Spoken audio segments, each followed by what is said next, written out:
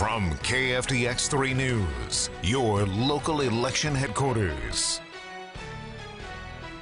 Hello and thank you very much for joining us. I'm Daryl Franklin. I'm Melanie Townsend. It is election night in America, but we still do not know who will be the next president of the United States. As your local election headquarters, we're watching how things are developing tonight, especially right here at home, where Texomans headed to the polls in just record numbers to vote on key races. But even though all Wichita County precincts are reporting, results are not final because of those mail-in ballots. And we're keeping track of those races with team coverage tonight from Zach Verdilla, Lauren Linville, and PJ Green. We start locally with the $290 million Wichita Falls ISD school bond. Proposition A is to build 2 new high schools and acquire land for them. It looks like that will be happening with 51% of the vote. Now, Proposition B is for recreational facilities for those proposed schools, but 52% voted against that. So that is a different turn of events right there. Wow. Zach Verdilla joins us now from Legacy Park, right there just north of the Career Education Center, where one of the new high schools could be built. Zach.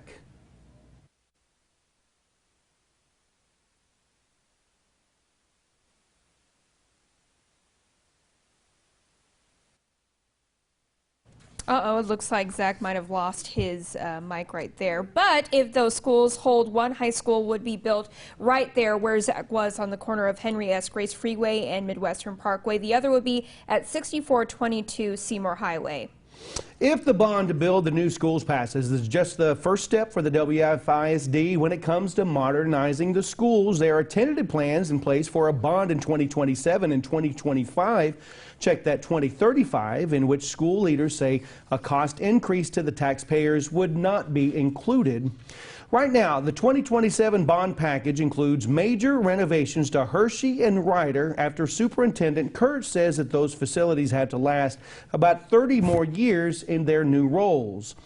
Barwise would also get renovations, and the future bond would also feature additions and renovations at Crockett, Zunde, Burgess, Haynes, Scotland Park, Booker T. Washington, and Lamar, plus the retirement of some of the district's older buildings.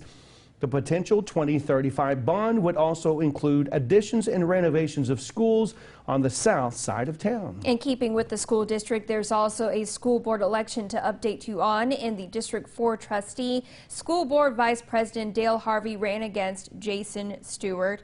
There are the results right there. Dale Harvey won again with 57% of the vote against Jason Stewart. Harvey has served on the school board for the last 8 years. Wichita Falls voters also decided on the city's next mayor. Results show Stephen Santayana will be re-elected to a third and final term. You can look right here. 56% of the votes were cast in Santayana's favor. Next up was Kevin Hunter with 30%. Lauren Linville joins us now from the Mayor's Watch Party. Lauren, how's it going over there? I can imagine. Yeah, everybody's feeling very good right now about this. You know, Mayor Santayana usually has a big party, but he said we're going to keep it low-key this year because of COVID-19, and he's actually joining me now. Thanks so much for joining us. Thanks for having me. All right, so first of all, how are you feeling? I'm ecstatic. I haven't been this excited in a long time. All the stress is gone. It's been a long campaign. Yeah, absolutely. And so we're still waiting on those mail-in, those absentee ballots.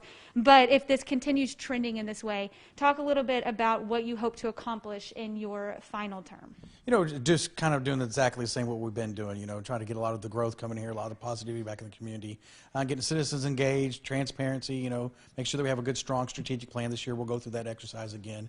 We'll just, you know, kind of repeat what we've been doing the past years, and hopefully we continue on with all the good things. Okay, and what does it mean for you to be able to serve this last term? You know, it means everything to me. You know, it means I get to finish what I started. You know, I said I wanted to be a 6-year mayor. It turns out we're going to be a 7-year mayor, but, you know, I get to finish exactly what I started in the very beginning, you know, working hard and trying to turn things around for City of Wichita Falls, making sure financially we're in a good place, and I think right now we're doing good.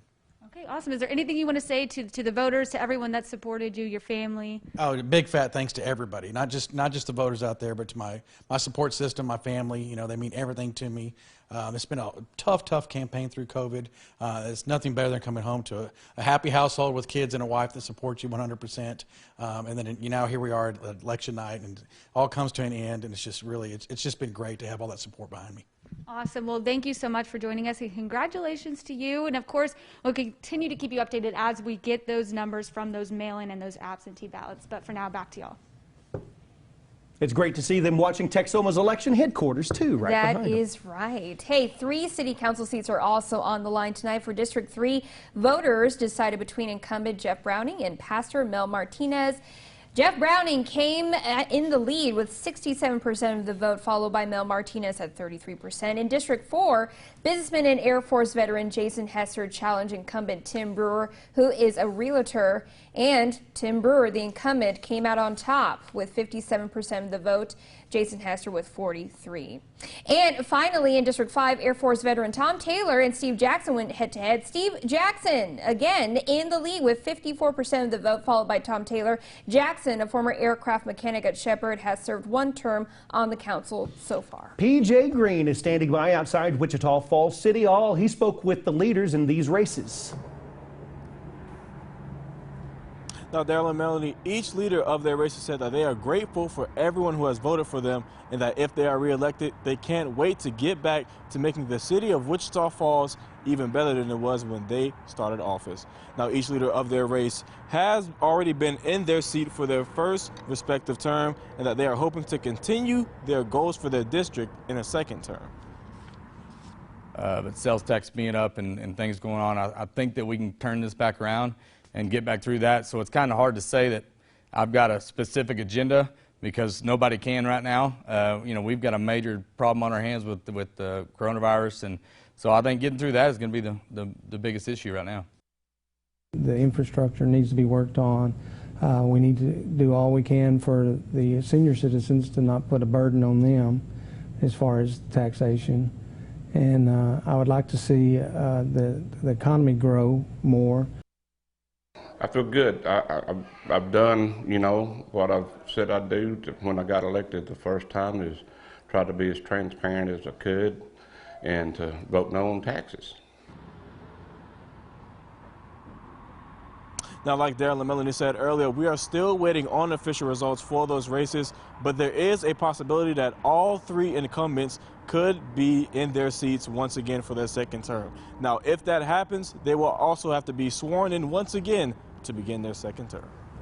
Okay, PJ, thank you so much for that. As part of recommended city charter changes, term limits for city leaders in Wichita Falls should be longer now based on results so far. Taking a look at Proposition 9 to change term limits from 2 to 3 years, looks like people want to see that happen. 78% voted for it. Looks like it's going to happen. Voters also decided whether or not to give the Wichita Falls City Council a salary bump for the first time since 1988. Look at these results here. They say, look, it's been 32 years. Yeah. You need a raise.